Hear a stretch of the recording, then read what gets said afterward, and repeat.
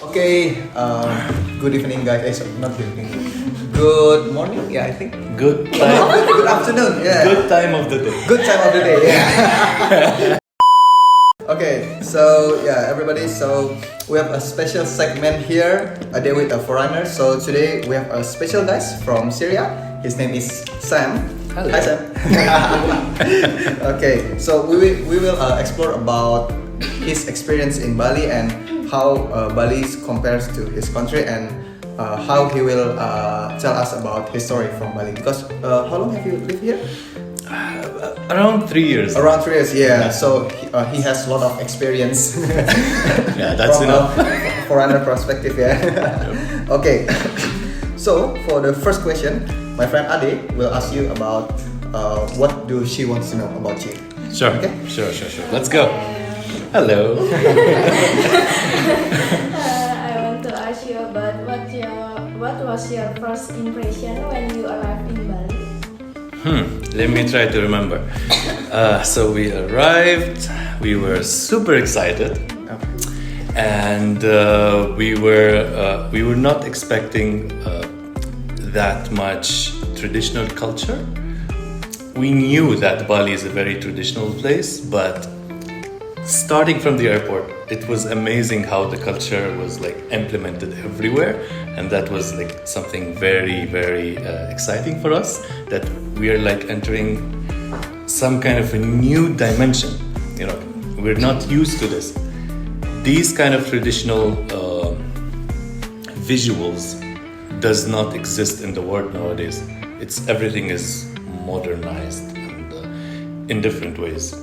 It's very unique to find this much culture still exist in a place where it's filled with tourism and So, and it's not only visuals like art, buildings, etc. No, it's in the people.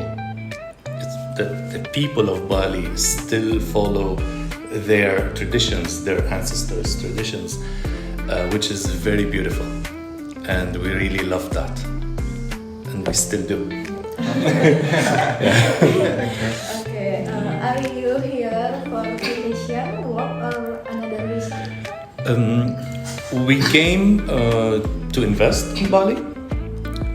For some reason, it was like a little bit harder than we thought to do a business here. So we changed that into, let's say, smaller scale business, and it turned into a long vacation, and we kept switching between vacation mode and business mode, vacation mode, business mode. Yes, Bali does that to you. Oh yeah, right. I heard that too. So yeah, and it's amazing. It's like it's a dream of every entrepreneur to be somewhere where you can switch to vacation mode without leaving. You know, usually people wait 1 whole year to travel and do vacation mode and then go back to their life. Here, you can wake up and decide, okay, today is vacation mode. Done. So that is really beautiful. Yeah. Okay, that's great. Okay, so my friend Intan will continue the question. Sure. Hello, Hello. my name is Intan. I want to ask you about what is the biggest difference you have noticed between life in Syria and life in Bali? Life in Syria and life in Bali. Well, let me start with saying that it is very similar. But if I'm going to mention a difference, which is a very clear difference, is that Syrian people switched from the traditional life that we had, the traditional culture, long time ago. Syria is like the oldest civilization on earth. So it was like Bali, like this culture, traditional culture for a long time. Like I'm talking about thousands of years. But if you look at Syria, you can actually see the very near future of Bali. The whole country turned from being exactly like Bali, you know, traditional clothes, traditional like mosques and architecture and everything. And they modernized the whole country. I think that happened in the time of the Ottoman Empire.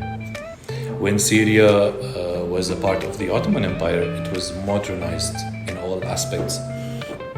And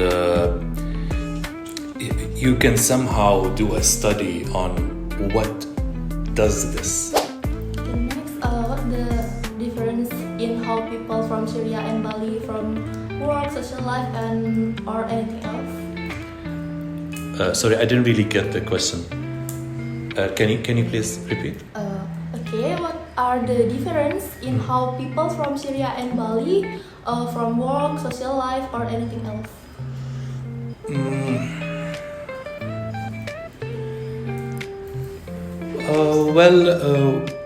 Okay. So let's talk about the job market, for example.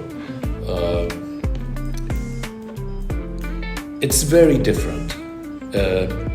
If you go to Syria, you will find people are interested in doing a different kind of jobs than in Bali. Let's take examples. So let me mention something very important first. I'm 32 years old. The years I lived in Syria are like 7. So maybe some part of what I'm saying is not 100% accurate, and maybe you guys and whoever is watching this need to actually search for it and confirm that these informations are accurate. But from what I saw from a very small period that I lived in Syria. So yeah, let's continue. Papa. Hello Sam. Hello again. I will ask you about have you tried any traditional Balinese dishes? Which one your favorite so far? Have I tried? Yes. Traditional Balinese Yeah, dishes. yeah. Okay. Of course. Like all of them. What is okay? Let's see. What did I try? For example, nasi goreng is an Indonesian dish. It's not Balinese, right? Yes. Okay, so here maybe you need to help me. So I don't really know what is the Balinese traditional dishes. I know Indonesian like as a whole.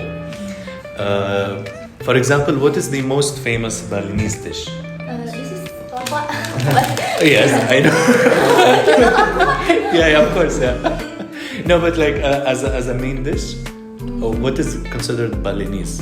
Like only in Bali, for Babi example. Have you heard about babi guling? Yes. Yes, that is one of the main dishes from Balinese. Okay. So because it was the Balinese tradition, you know, when we want to celebrate Galungan, you know Galungan? The Balinese holiday when we celebrate our ancestor winning the war against the evil one. Well, that's the history, yeah. Okay. So we have some kind of tradition that we make babi guling and we make lawar and everything like that. Okay. Yeah, so before the celebration, we need to prepare the foods, right? So yeah, the day before the celebration, the Galungan celebration, we need to prepare all the things. Well, we decorate our houses. We prepare the foods, the main dishes. Yes. Where everyone is doing barbecue at their home. Okay. Yes. Yep. Okay, Rama, you can continue. Okay, next question is, what do you think about the taste of the Balinese foods that you have tried? Some of them are very similar to the Syrian food, somehow. For example, we use a lot of the spices that you use here. I'm not sure about the Indonesian names, like coriander and the dried garlic and onion and the hot spices, or like black pepper, chili pepper, and cumin. We use the same spices and we make our own mixes. We use them in our food.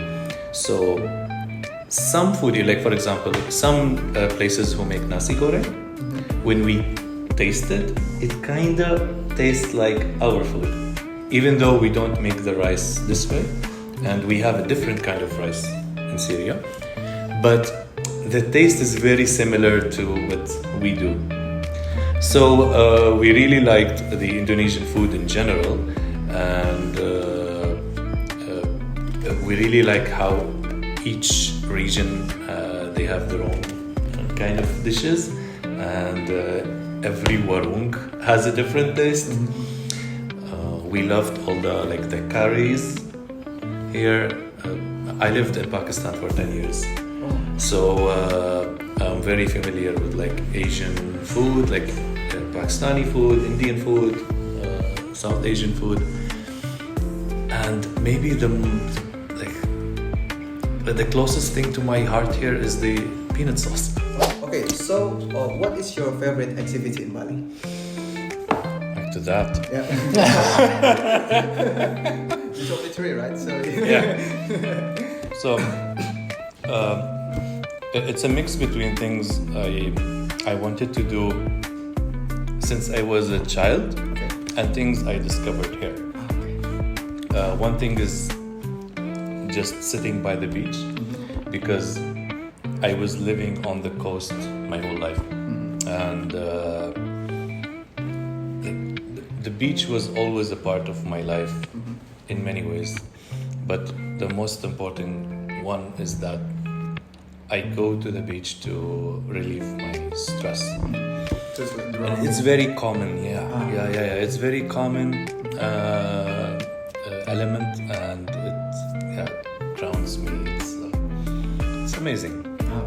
So I can either do it on the beach or in the Muay Thai gym. Oh, okay. So that is also a stress relief in a different perspective, which is also amazing. Again, this is something that is it was a dream of mine to actually learn and practice, which I found here with amazing coaches and colleagues that I practiced with. And badminton, I did try it outside Bali, but on a very small scale, and we didn't really find people to play with. Here, you can just find people to play with on the road. You just go badminton, okay, done. Just playing in front of their house, right? Yeah. So it was something amazing, and badminton courts are available everywhere in Bali. So and affordable as well. So we can have it as a weekly activity, which was really amazing. Okay. Very nice insight. Yeah. Okay, last question. So you've been living in Bali for like 3 years, right? And you've been to other countries like Syria, like Pakistan, and UAE. And you see Bali right now, it's like a good place, but there's a lot of people think there's a lot of issue in Bali, you know, like the bullies issue, like the road issue, the traffic issue. To tell you about anything, but I'm just talking about the issues. I didn't have any issue because I'm your friend, right? Let's see. And a lot of people said that Bali's future is in danger. So, what do you think about it, and what is your hope to Bali? Because you said that you love Bali, right? I do. The culture, the people, and everything. I do. I love everything about Bali. I think people who think that the Bali's tradition is being, let's say, attacked somehow, they are correct. It is being attacked by multiple cultures that does not really fit into the Balinese culture, the Balinese spiritual culture. Because most of the cultures that are trying to force their existence in Bali are materialistic. Nothing related to, it's not even a different spiritual side. No, it's not.